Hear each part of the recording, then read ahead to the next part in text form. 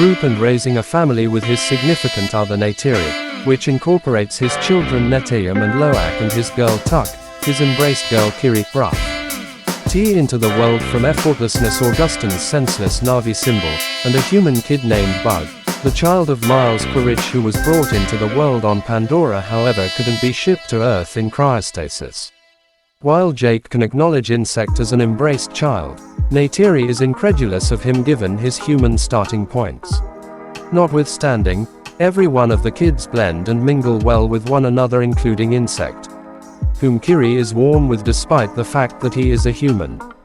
Bug doesn't embrace his human legacy and feels more leaned to Na'vi culture and customs. They have an ordinary existence until one day they notice an unusual star in the night sky.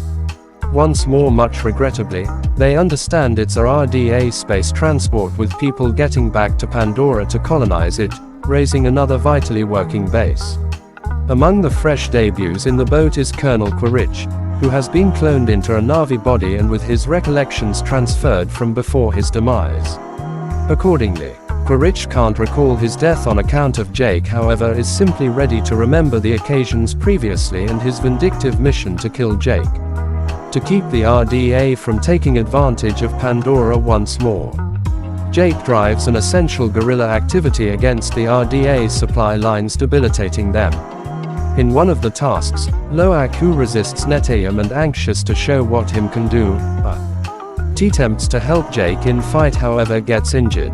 Jake saves and trains him to not imperil his own security by being crazy. That evening, while at the same time keeping an eye on his injuries, Neytr. I smoothly reminds Jake to be not excessively severe with Loak, to which Jake communicates his anxiety as a dad for the well-being of his kids. In the interim, the reprisal follow-up on the RDA supply lines doesn't agree with Quaritch, who starts a pursuit mission to kill Jake. During a fun-loving endeavor, Jake's kids alongside Insect investigate further into the rainforest. Unbeknownst to them, Quaritch and his group are at a similar area investigating the site where Quaritch will see his human remaining parts. An attentive Loak sees their presence and rapidly illuminates his dad Jake, who is made aware of the circumstance. In any case, a clash happens and Quaritch's crew catches Jake's youngsters. Jake and Neytiri show up in time and free the majority of them, however Bug is taken by Quaritch, who remembers him as his child. On board the boat, the RDA attempts to coercively remove data about Jake from Bug, who won't give. Evolving technique, Quaritch tends to Bug as his child and foot her more to make sense of more about the Na'vi in return for his opportunity on his side. Despite the fact that unagreeable and ignorant about Quaritch's real mission, Insect shows Quaritch Na'vi culture. Quaritch is likewise effectively ready to tame an Ikran flying animal as his vehicle. Realizing the risk, Bug's information on his whereabouts postures to their security and furthermore to stay away from another fiasco. Jake persuades a hesitant Neytiri and his family to oust themselves from the Omaticaya tribe and retreat toward the eastern seaboard of Metkiana, a coral reef island whose grow-up and way of life is adjusted to Pandora's oceanic environment. Jake gives his main mantle to his replacement and passes on altogether to Metkiana. Once showed up, they are welcomed by the family B. Ostonawari and his significant other Ronal, who is dicey of them at first. Nonetheless, Jake makes sense of their circumstance and they are consented to remain and given cover. Despite the fact that a few tribesmen scorn Jake and his youngsters for their hereditary human legacy, the family learns the methods of the reef individuals, gaining the appreciation of them.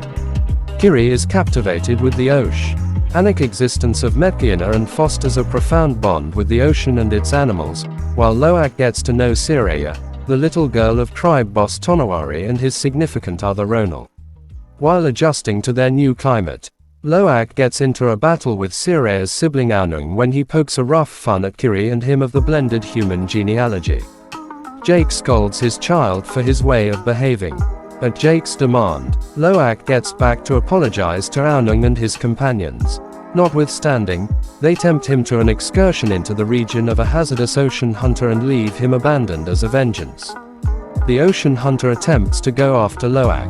Be that as it may, Loak is saved by and gets to know Pyakin, a Tulkun, a savvy and pacifistic cetacean species whom the Metgiana think about their otherworldly family.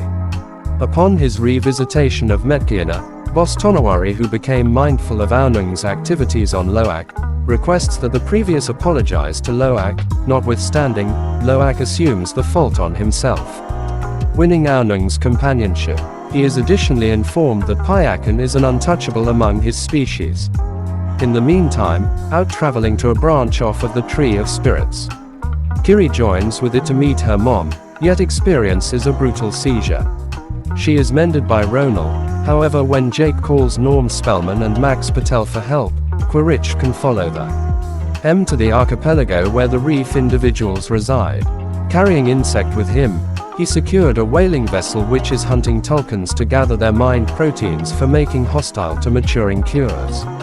Quaritch starts to severely scrutinize the native clans about Jake's area.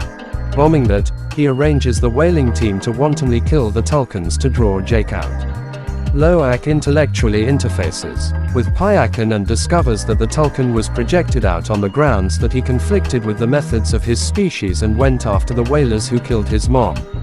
At the point when the Metgiana learn of the Tulkun butchers, Loak takes off to caution Pyakin, trailed by his kin, Sireya and Aonung. They find Pyakin being pursued by the whalers, and Loak, Kiri and Tuck are caught by Quaritch. With their youngsters at serious risk, Jake, Neytiri and the Metgiana set off to stand up to the people. Quaritch powers Jake to give up. However, seeing his spirit sibling risked, Pyakin assaults the whalers, setting off a battle which kills the vast majority of the team and fundamentally harms the vessel, making it sink. Netayam salvages Loak and Bug, yet is lethally shot. Jake faces Quaritch, who involves Kiri as a prisoner. At the point when Neytiri does likewise with Insect, Quaritch at first denies his child, however halts when Neytiri cuts Bug on the chest. Jake, Quaritch, Neytiri and Tuck end up caught inside the sinking vessel. Jake chokes Quaritch into obviousness and is safeguarded by Loak and Pyakin, and Kiri calls ocean animals to help her save Neytiri and Tuck. Bug finds and safeguards Quaritch, however passes on him because of his remorselessness towards the Na'vi and putting his objective to kill Jake's family over being his dad and turning into a decent man, driving him back to rejoin Jake's loved ones. After Netayam's memorial service, Jake and his family choose to forever remain with the Metgiana.